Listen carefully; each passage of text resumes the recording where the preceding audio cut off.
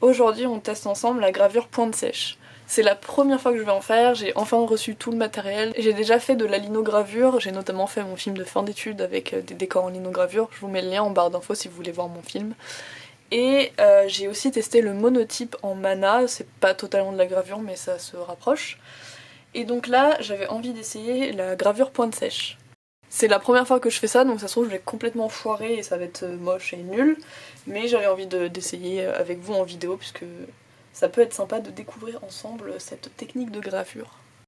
La gravure pointe sèche c'est une méthode de gravure où il s'agit de graver en fait une plaque en plastique, zinc ou métal pour créer un dessin en fait. Avec un outil pointu, on va graver une plaque, ça va créer des sortes d'interstices, donc on appelle des barbes. Puis une fois le dessin réalisé, on va appliquer de l'encre partout et on va essuyer l'encre le plus possible pour plus qu'il en reste sur la plaque. Et le fait qu'on ait créé des interstices, l'encre va se réceptionner dans ces barbes et en gros quand on va imprimer ça sur une feuille, l'encre va se déposer sur la feuille et dessiner ce que l'on a gravé.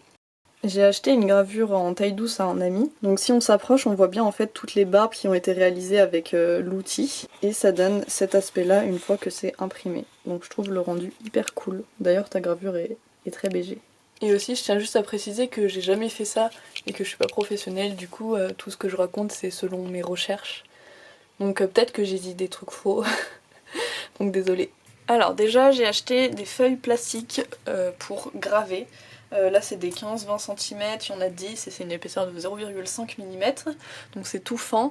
La gravure pointe sèche peut se fait en général sur du cuivre ou du zinc, mais c'est plus cher que des feuilles plastiques. Là j'ai dû payer 9 € et quelques les 10, donc c'est beaucoup moins cher que des feuilles de zinc ou de cuivre. Après le rendu doit pas être pareil parce que j'ai vu sur le site que tu peux avoir du poli ou non poli et le résultat l'impression est pas pareil. Je sais plus c'est lequel mais je crois que le non poli en gros quand on va imprimer ça va rester gris derrière alors que du poli ça va être blanc en fait, enfin l'encre va pas adhérer. Ensuite on a les outils de gravure. Alors là j'en ai acheté deux, je sais pas trop ce que ça donne puisque c'est la première fois que j'en fais donc je savais pas trop quoi acheter.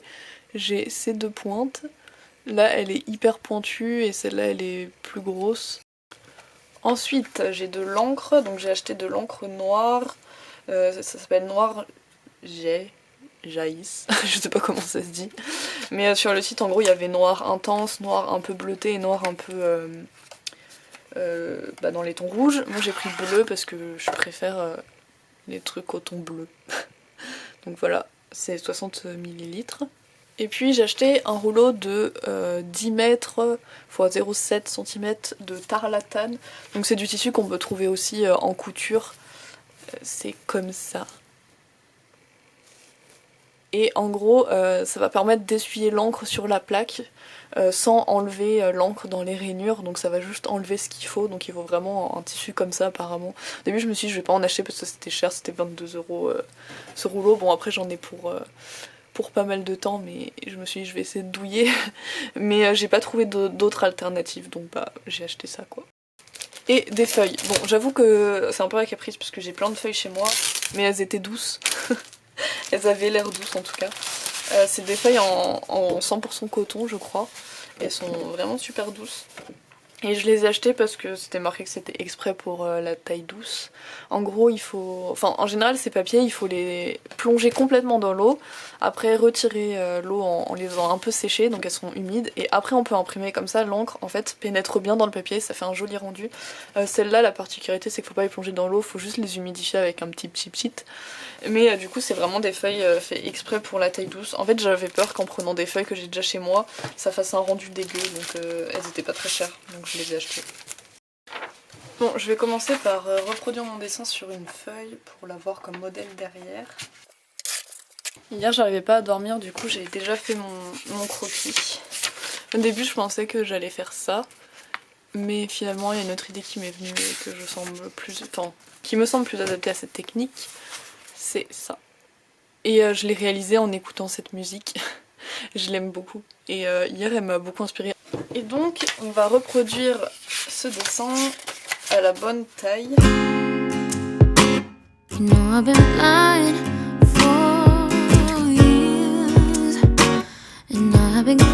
Bon, j'ai fini mon dessin, ça m'a pris longtemps, je pense. Un peu moins d'une demi-heure. Mais c'était long de faire tous ces traits. Mais c'était nécessaire parce que j'en ai besoin pour graver convenablement. Donc du coup, une fois que j'ai mon dessin à la taille de ma planche, je vais l'afficher derrière.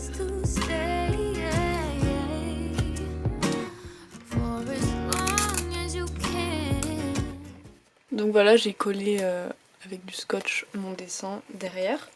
Et ça va me servir de repère pour graver. Maintenant, on va passer à la gravure. Je dis ça avec une petite voix tremblotante parce que je sais pas comment on fait et ça me fait peur. Je suppose qu'il faut juste gratter la plaque. On va essayer.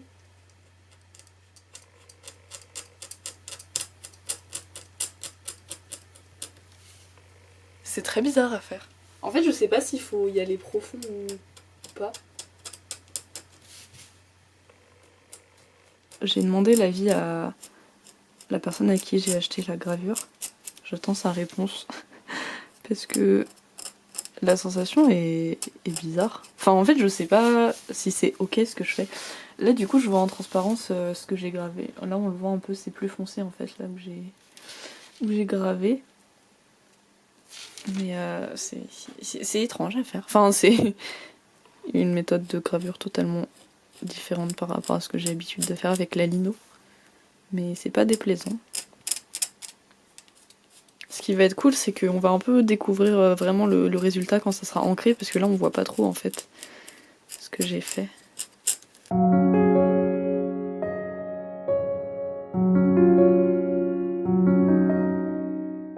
Je vais essayer d'utiliser l'outil le plus gros.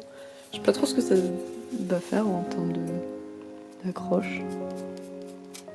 Ah, c'est plus doux, mais après j'ai pas l'impression que ça fasse des traits différents. C'est compliqué d'avoir un avis sur le ressenti parce qu'on voit pas trop ce qu'on fait, donc j'arrive pas à voir si les barbes sont plus grosses ou pas.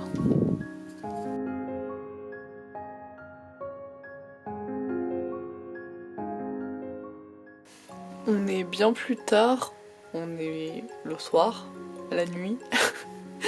J'ai fait une géante pause parce que fallait que je joue Animal Crossing, voilà, c'est la seule raison. Et du coup je vais continuer à graver tout ça.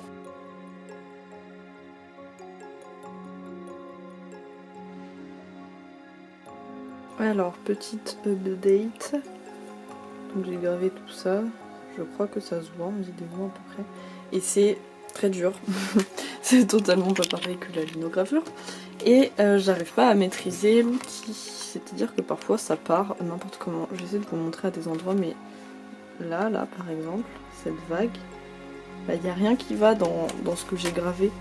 Enfin, c'est hyper dur. Je sais pas si on va le voir, mais en gros c'est pas régulier et tout. Enfin...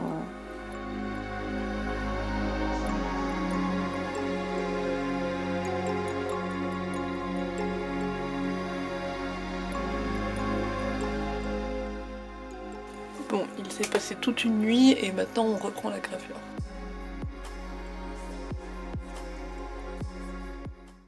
Parfois tu sens que le trait il va exactement comme tu veux et parfois ça fait mais n'importe quoi et je sais pas pourquoi. Parfois ça fait n'importe quoi et j'aimerais bien le savoir parce que j'ai pas envie de faire des traits comme ça. Je crois que j'ai terminé la première étape. En gros, j'ai repassé tous mes traits et je vais voir ce que ça donne à la lumière parce que là on se rend pas trop compte avec le dessin derrière. Et la prochaine étape, ça sera de faire des reflets dans les cheveux. En gros, je vais faire ça, je vous montre. En gros, là c'est les cheveux et je vais donner des petits coups comme ça pour faire des espèces de reflets et je vais en mettre un peu partout.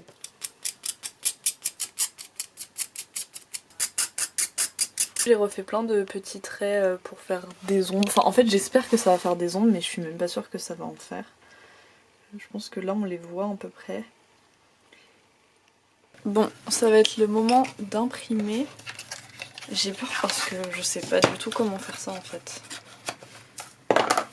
Je pense qu'il faut que je coupe un bout de tarlatane, que je mette de l'encre dessus et que je spouque partout. Mais je suis pas sûre. Alors on va couper un bout de tarlatane. Je vais préparer une feuille aussi.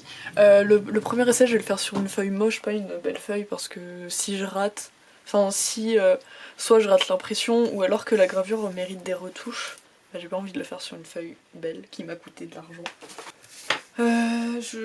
En lino on met l'encre à côté et après on roulotte, mais là j'ai pas vu les gens faire ça donc... Pourquoi ça sort pas? Je sais pas la quantité qu'il faut non plus. Je me sens perdue. Il faudrait pas que je mette des gants. Bon, tant pis, c'est pas grave. Oh, c'est... Ah mais c'est épais. L'encre est hyper épaisse. Oh là là. Je me sens pas douée. Je sens que je fais n'importe quoi. Alors après j'ai vu les gens étaler l'encre comme ça, partout.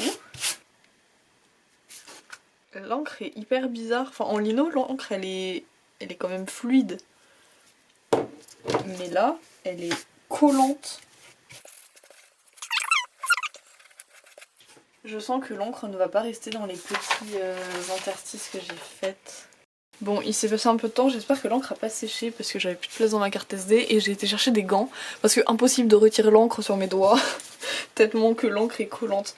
Alors j'en ai profité pour regarder une vidéo YouTube de quelqu'un qui faisait de la gravure et il utilisait quand même un rouleau en fait pour étaler l'encre et après il utilisait de la tarlatane pour retirer l'encre pour que l'encre reste que dans les interstices qui ont été créés en grattant la plaque.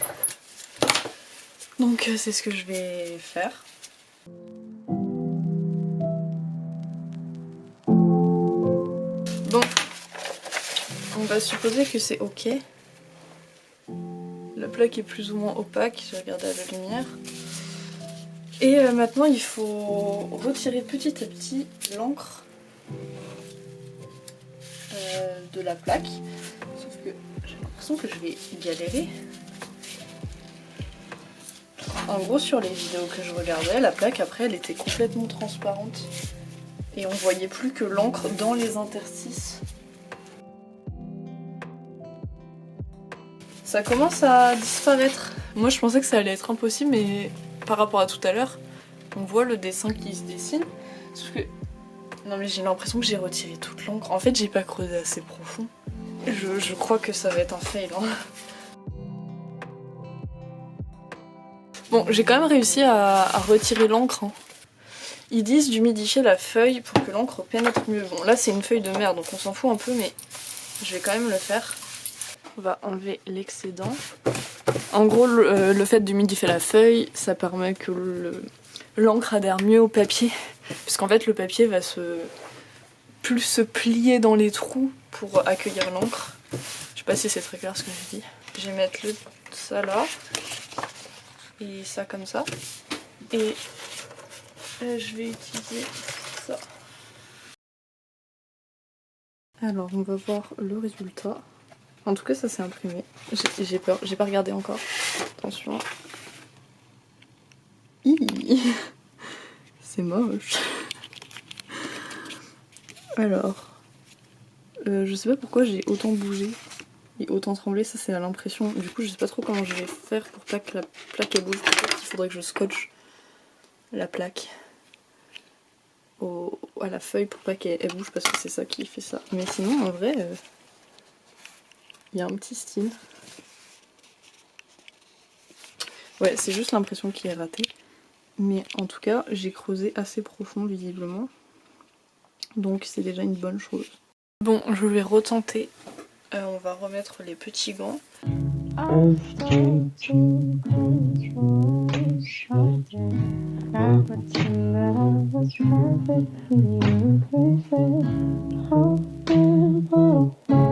va voir ce que ça donne.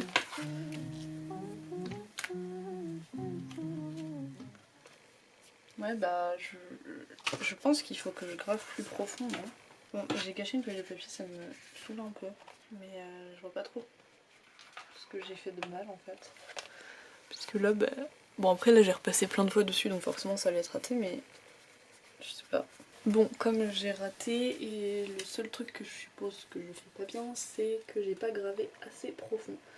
Du coup, bah, je vais regraver les zones les plus importantes. J'ai recreusé les yeux, du coup, je vais remettre vite fait de l'encre.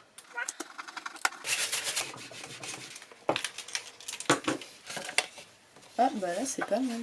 Ou alors, c'est le papier qui va pas. Je sais pas, mais là... Alors que j'ai rajouté pas beaucoup d'encre, bah, c'est beaucoup plus satisfaisant. Bon, j'ai fait d'autres tests avec différents papiers et ça va, le problème vient bien du papier. Parce que là, c'est le papier que j'ai acheté exprès. Et du coup, c'est assez fade et tout. On va pas parler du fait que c'est mal imprimé parce que du coup, j'ai imprimé plusieurs fois par-dessus, donc forcément, ça fait un effet flou. Mais c'est pas intense, quoi. Et j'ai essayé avec d'autres papiers et là, bah, c'est beaucoup mieux. En sachant que j'ai imprimé vite fait histoire de faire des tests. Là, j'ai imprimé sur papier texturé, c'est pas ouf. Enfin, le rendu est pas, j'aime pas. Mais là, j'ai imprimé sur papier Canson, je crois, en 120 grammes. Donc beaucoup moins épais que l'autre qui était en 250. Et là, ça fonctionne beaucoup mieux. Enfin, le rendu est beaucoup plus cool. Donc je vais imprimer sur ce papier parce que là, je pense que ça va faire un résultat satisfaisant. J'ai eu 40 000 problèmes pour essayer d'imprimer. Donc hier soir, j'ai arrêté de filmer parce que j'en avais marre de tous ces échecs. Et je me suis posée aujourd'hui pour le refaire et j'ai réussi à trouver une méthode qui fonctionne. Donc je suis trop contente et je vais vous la partager. Alors là, c'était encore un essai raté que j'ai fait tout à l'heure. C'est sur du papier 200 grammes et j'ai essayé avec un rouleau à pâtisserie pour imprimer. Alors les problèmes que du coup je peux noter, c'est que rouleau à pâtisserie c'est à bannir parce qu'on peut pas tenir la feuille plus utiliser le rouleau en même temps. La feuille va bouger, donc là par exemple on voit bien qu'elle s'est décalée. Et donc bah, c'est flou, donc c'est inutilisable. Donc ça c'est le premier souci que j'ai réussi à régler, du coup j'utilise vraiment que ça. Avant j'imprimais très longtemps pour bien que ça s'imprime partout, et ça peut être une erreur parce que du coup j'ai plus de chances que de foirer l'impression et de bouger la feuille. Alors du coup là j'essaye d'imprimer, de passer partout, mais je passe pas trop de temps pour éviter les risques que la feuille bouge. Et donc par contre j'ai toujours mouillé mes feuilles, faut toujours beaucoup les mouiller. Et ce que j'ai trouvé c'est que en fait avec un papier beaucoup plus fin c'est beaucoup plus facile. Là c'est du 200 grammes et j'ai essayé avec du 100 grammes. Voilà. Et donc là c'est réussi je suppose, je pense pas que j'aurais mieux. Et là c'est du papier 120 grammes je crois, donc beaucoup plus fin. Donc comme je le mouille, il gondole, mais je vais le passer sous des gros livres et il va reprendre sa forme initiale. Et donc le fait d'utiliser du papier 100 grammes, comme j'imprime à la main, ça imprime beaucoup mieux. Et le résultat est beaucoup plus satisfaisant. Donc là j'en ai 2 de réussis et je vais en faire 5 je pense. Et donc c'est parti pour la petite production. I'm a dancer. On the night of February the 13th, were you working at the Black Bottom Cafe when this murder was committed? Yes, but I didn't do it. Then who killed Kirk Robin? I don't know. Did you kill Kirk Robin? I object, Your Honor. Et voilà, j'ai enfin fini d'imprimer et j'ai découpé au bon format mes 6 impressions. Et en gros je les ai numérotées, donc 2 sur 6, 6 sur 6. Donc du coup au final je suis contente du résultat, j'ai galéré comme pas possible. Ça me déprimait trop parce que je me suis dit ça se trouve je vais acheter du matériel et en fait j'ai absolument besoin d'une presse et je pourrais jamais avoir un résultat satisfaisant. Chaque résultat est unique du coup parce que il est plus ou moins noir, il y a plus ou moins de détails etc. Mais je les aime toutes. Je les ai mis en vente sur ma boutique, donc si ça vous intéresse, je vous laisse le lien de mon shop ici. Ma première expérience de gravure pointe sèche était un peu chaotique, j'ai un peu désespéré.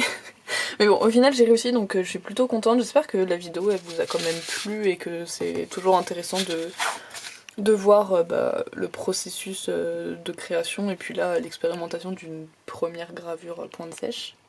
En tout cas, merci beaucoup d'avoir regardé la vidéo. N'hésitez pas à mettre un j'aime et un commentaire, parce que ça fait toujours plaisir de savoir l'avis des gens qui regardent les vidéos. Voilà, bisous. You know I've been blind for years, and I've been crying.